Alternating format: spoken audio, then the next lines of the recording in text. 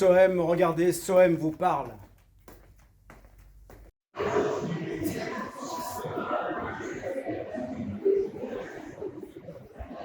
Bonjour Sohem. Bonjour à toutes et à tous. Comme vous voyez, donc l'éducation est importante.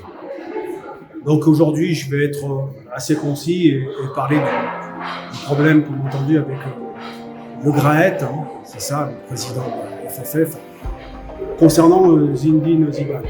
Alors, moi, je ne vais pas parler de légende, hein, je vais parler de choses très simples en fait. Parler de Zinedine Zidane de cette manière-là, je trouve que c'est incompréhensible de sa part.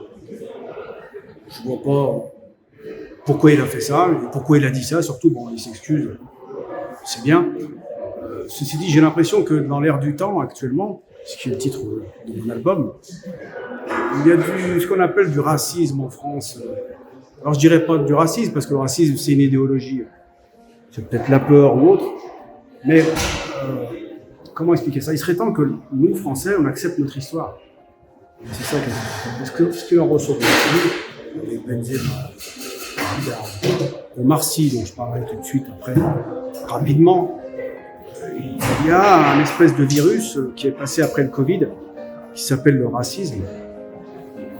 Je trouve ça, racisme, ne pas aimer un noir parce qu'il est noir, je trouve ça d'un manque d'intelligence totale. Donc je vois pas l'intérêt. Ce qu'il faut, à mon avis, j'arrête de tourner autour du pot, ce qu'il faut, c'est accepter notre histoire en France. On a colonisé longtemps et souvent. C'est le revers de la médaille. En France, aujourd'hui, des Français de souche, il y en a peu. C'est un fait. Et comme a dit Omar Sy, à juste titre, j'ai fait rebondir sur lui, c'est trop tard. Alors, d'après ce que j'ai compris, on voudrait blanchir un petit peu la France et qu'il y ait des personnes de l'Ukraine qui viennent ici, plutôt que des blagues ou autres. Soyons humains, quand tout ça, c'est des conneries. À un moment donné, il faut arrêter. Et donc, j'ai été voir le film, justement, hier, Tirailleurs au pluriel. Tirailleurs au pluriel, donc du film de Omar Sy, qui était assez prenant, très bon film. Voilà. Donc, à un moment donné, que dire d'autre? Il a dit ce qu'il avait à dire. Là où je rebondis, moi, dans les propos de certains intellectuels, voire des journalistes, la France lui a tout donné. C'est faux. La France ne lui a rien donné. C'est pas le Père Noël qui l'a fait passer à Canal+. Il n'est pas venu lui dire, voilà, tu vas travailler. Non, c'est la France ne lui a rien donné. Il s'est servi des outils qu'il y a dans le pays où il vit, où il est né. C'est tout. Mais c'est lui qui a ce mérite. C'est pas la France qui doit donner quoi que ce soit. Il y en a qui ont eu la même chance, mais qui n'ont pas su mettre en évidence ce que la France leur a donné, en fait. Mais la France ne donne rien. Non, au contraire, elle prend. Je veux dire, pour rebondir sur ce que les gens disent. Oui, mais bon, il faut remettre les choses dans l'ordre. Si vous voulez, la France, elle doit plus à ses ancêtres. D'accord, par rapport à ses ancêtres, ce qu'ils ont vécu, et il essaye de le démontrer. Mais lui, il ne doit rien. Je suis désolé, il fait ce qu'il veut. Voilà.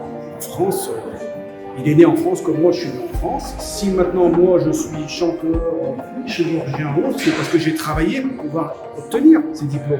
Mais c'est pas la France qui me l'a donné. La France, elle ne me donne rien. C'est pas possible. Aucun pays ne donne quelque chose, que ce soit l'Algérie, l'Afrique ou autre. Donc moi, je ne suis pas du tout d'accord avec ça. Omar mérite ce qu'il a fait, et c'est tout. Alors ça voudrait dire que quelqu'un qui est franco-français de souche, lui, s'il réussit, c'est pas la France qui lui a offert tout ça. Non, la France ne lui offre rien. Je suis désolé, c'est faux. Si vous ne travaillez pas, si vous ne faites rien, vous n'avez rien. Vous pouvez être dans n'importe quel pays. Donc je suis complètement outré de tout ça, et pas d'accord du tout. Il ne doit rien à la France, et personne ne doit rien à la France. C'est plutôt la France qui doit aux ancêtres d'Omar Sy et à certains ancêtres de pays qui ont été colonisés, pour remettre les choses dans l'ordre. Donc ce racisme, créé par exemple par Zemmour, qui est une idéologie à des fins politiques. C'est pour ça que quand une personne raciste assassine des gens, notamment les Kurdes par exemple, je le dis très rapidement, c'est un attentat terroriste. Parce que s'il écoute Zemmour, ça veut dire qu'il écoute une idéologie à des fins politiques. Donc pour en revenir, pour moi, Comme racisme tu disais, est un ce que manque d'intelligence. tu parlais de Zemmour aussi.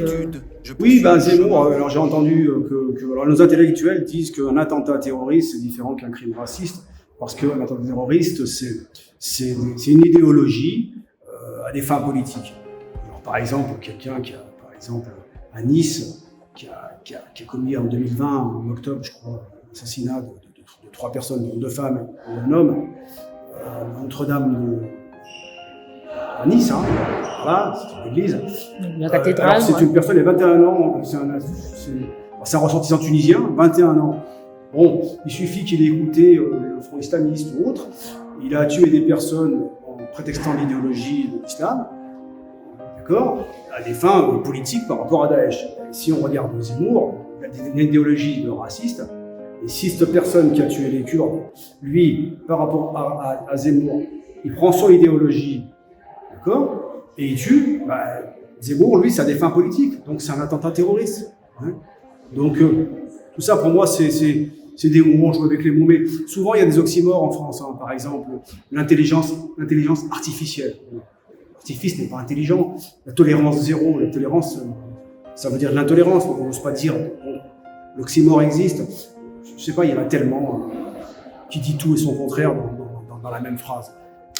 Et c'est toujours comme ça, on essaye avec les mots d'embrouiller les gens constamment. Je pense qu'il faut arrêter tout ça. La France est multiculturelle, il faut qu'elle accepte son histoire, il faut qu'elle raconte son histoire.